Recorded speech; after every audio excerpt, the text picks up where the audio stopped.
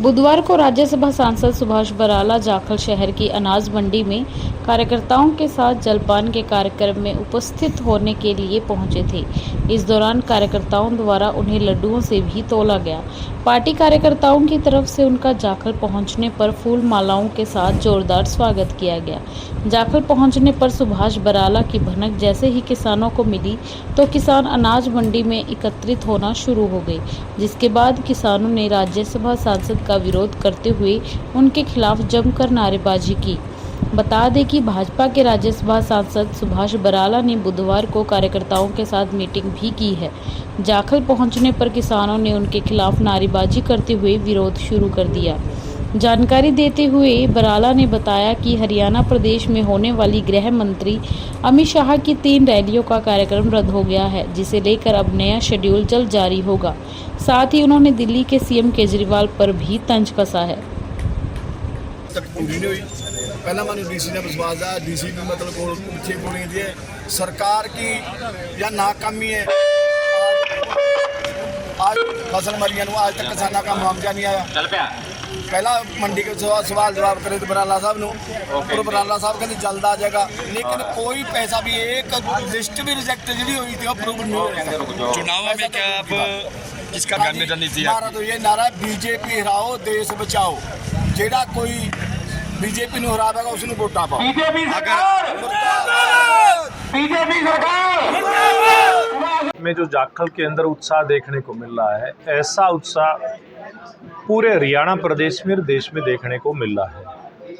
अब चुनाव है, धीरे धीरे करके यानी कि 25 मई नज़दीक आती जा रही है और लोग बिल्कुल अब खुल के, पहले थोड़ा बहुत लगता था कि कभी कुछ लोग बोल रहे हैं कुछ नहीं बोल रहे, अब आम आदमी खुल के इस बात को कहने लगा है कि फिर एक बार मोदी सरकार और अब की बार 400 पार।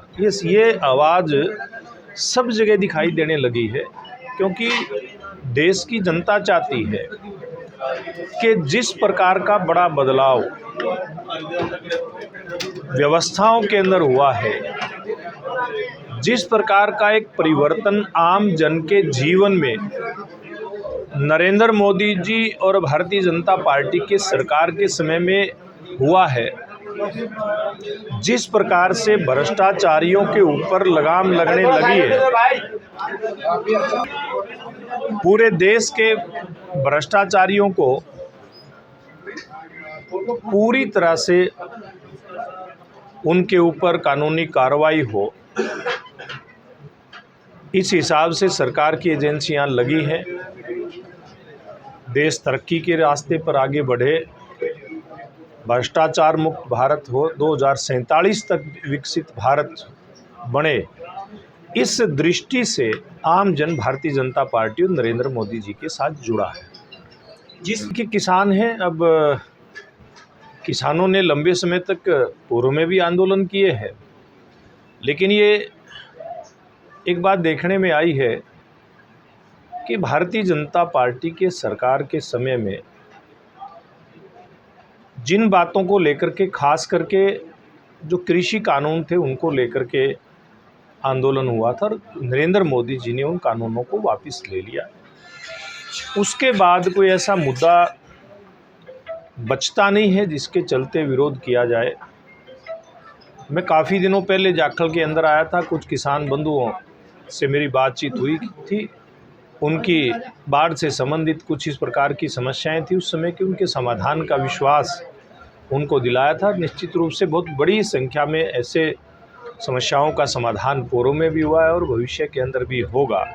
लेकिन अब क्योंकि चुनाव है, चुनाव के समय में हम लोग ये भी देख रहे हैं कि कुछ स्थानों पे कहीं किसान अपनी बात कहते हुए दिखाई देते हैं, लेकिन पूर्व में जो किसान आंदोलन में जुड़े लोग थे उसमें से बड़ी संख्या में आज बहुत सारे लोग कांग्रेस का झंडा उठा करके दिखाई देते हैं। यानी कि वो पूर्व में ही कांग्रेस पार्टी के कुछ ऐसे कार्यकर्ता जो सुनियोजित तरीके से किसानों के बीच में जाकर के और किसान बनने का वो लोग ढोंग भी कर रहे थे, ऐसे अब लोगों को जो कांग्रेस पार्टी के नेता कार्यकर्ता हैं उनको जनता ने पहचाना है और मुझे लगता है कि अब कोई ज़्यादा विरोध की बात कहीं बची भी नहीं है।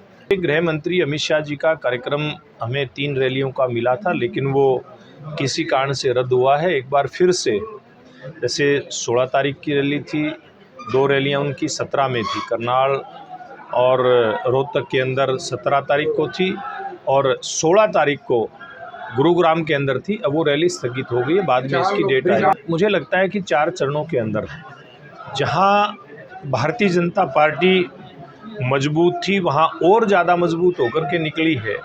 जहाँ जिस भी प्रदेश में, आंध्र प्रदेश, तेलंगाना जैसे प्रदेश जिनके अंदर भारतीय जनता पार्टी अपेक्षा कमज़ोर दिखती थी, आप ये देखेंगे कि इस चुनाव के अंदर तेलंगाना और आंध्र प्रदेश जैसे प्रांतों के अंदर भी भारतीय जनता पार्टी मजबूती के साथ आपको उभरती दिखाई देगी।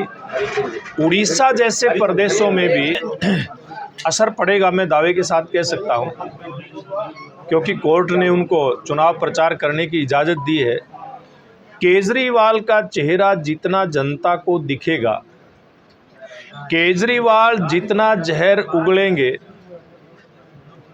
देश प्रेमी ताकतों के खिलाफ, राष्ट्रवादी ताकतों के खिलाफ, नरेंद्र मोदी जी के खिलाफ, ऐसे लोगों के खिलाफ जब केजरीवाल साहब बोलेंगे जिन्होंने गरीब के कल्याण के लिए अपनी कमर कसी हुई है, ऐसे लोगों के खिलाफ केजरीवाल जी बोलेंगे जिन लोगों ने किसान का भला करने की सोची है, गरीब का भला करने की सोची है, ऐसे लोगों के खिलाफ बोलेंगे केजरीवाल जी कि जिन लोगों ने देश को 2047 तक विकसित राष्ट्र बनाने का जो सपना संजोया है जनता के आशीर्वाद से, उतना ही ज़्यादा लोग केजरीवाल से नफरत करेंगे। अब देश की जनता, हरियाणा की जनता केजरीवाल के ऊपर जरा सा भी विश्वास नहीं कर रही है। क्या देवेंद्र बबली भाजपा में आते हैं, क्या न्योता दिया जाएगा उनको? देखिए, मुझे नहीं पता कौन भारतीय जनता पार्टी में आएगा, कौन नहीं आएगा, लेकिन जनता आज भारतीय जनता पार्टी के साथ खड़ी है।